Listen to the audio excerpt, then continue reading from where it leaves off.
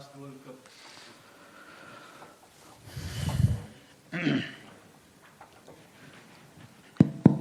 Yeah, after the last year's World Cup, India has played 35 matches. Would you say it's been a good run to find out what all you wanted as a captain and played about 29 plays during this time? Yes. 29 players.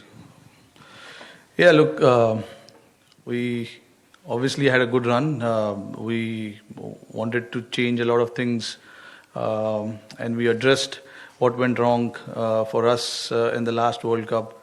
And keeping everything in mind, whatever happened in the last World Cup or leading up to the last World Cup, we wanted to address all the situations, all the problems, all the issues. But we managed to get some of those right, for sure. So pretty much standing in good position right now, having played 35 games, understood what we need to do as a team, what we need to do as a bowling group, batting group, and fielding group as well.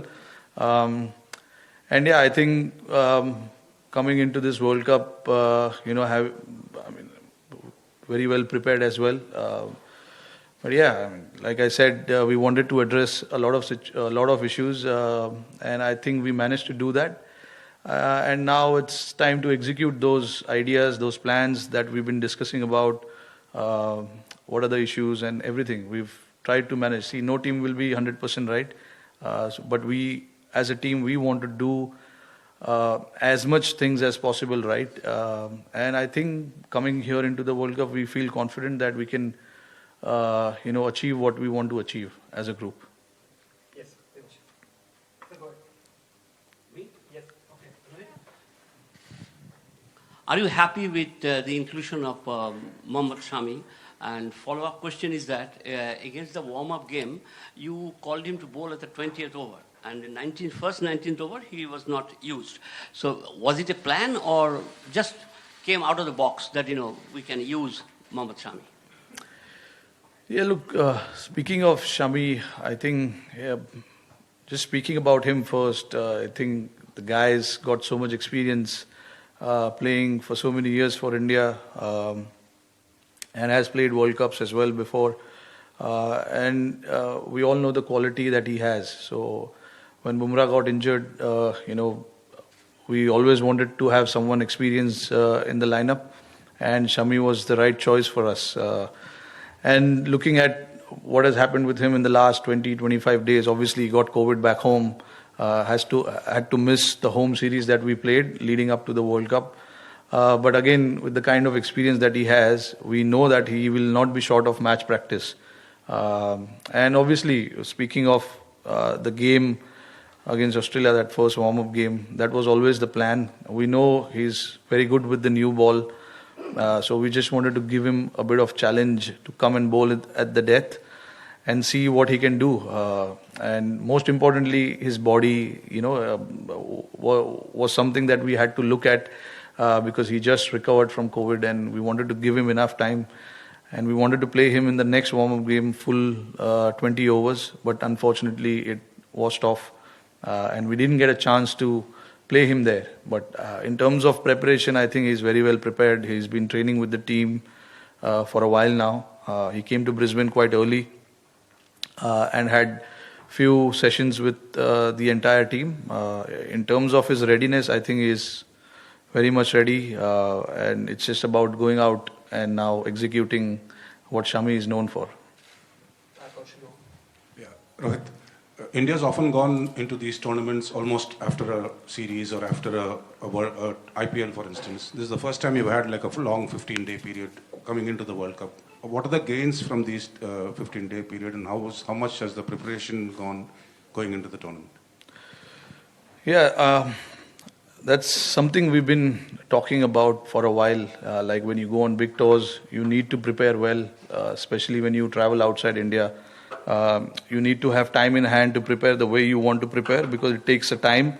A lot of the guys are not used to playing in foreign conditions, be it Australia, South Africa, England, New Zealand, and all those countries. So it's always nice to have time in hand, and this was a conscious effort from the team management, the BCCI, that come the big tournament, we want to have time in hand to prepare ourselves. And the talk of having time in hand started right after the last World Cup. We said we know where the World Cup is happening, and we made a very conscious decision of going to Australia a little early than expected, because we were supposed to play the series against South Africa, which unfortunately we all had to miss to prepare for this big event.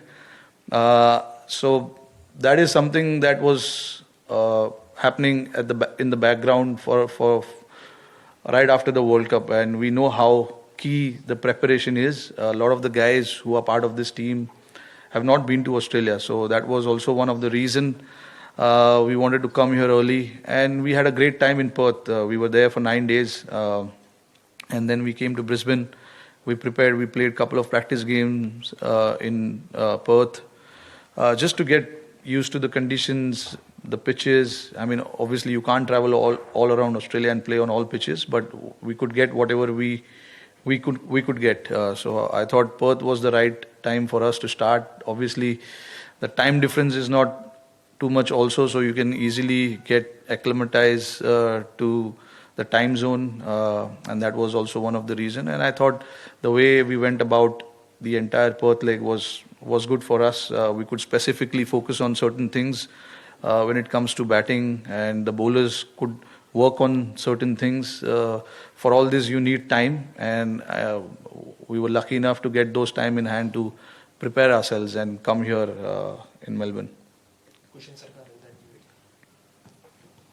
Rohit, we often hear in T20 cricket about matchups. As a captain, like, how much do you believe in specific matchups, and how much do you believe about instinctive decision making? Because you have a couple of very good spinners, one left-arm spinner who has been very consistent. You have a very senior off spinner. So, is it about matchups or about instinctive decision making? To be honest, it's a bit of both actually. You got to be instinctive as well. Sometimes you just have that feeling that this is the guy who will do the job for you. And yes, you have to look at the matchups as well. We've been going through a lot of numbers all these days about how people have been successful in Australia. Although it's a different time, not a lot of cricket has been played during this month in Australia. But it was important for us to get some kind of data around what happens in October, November in Australia, and what are the kind of people who've been successful here. So we saw a lot of things about how you need to be successful, firstly as a team, and then as an individual as well. So we went through all of it, but obviously, like I said, it's a bit of both.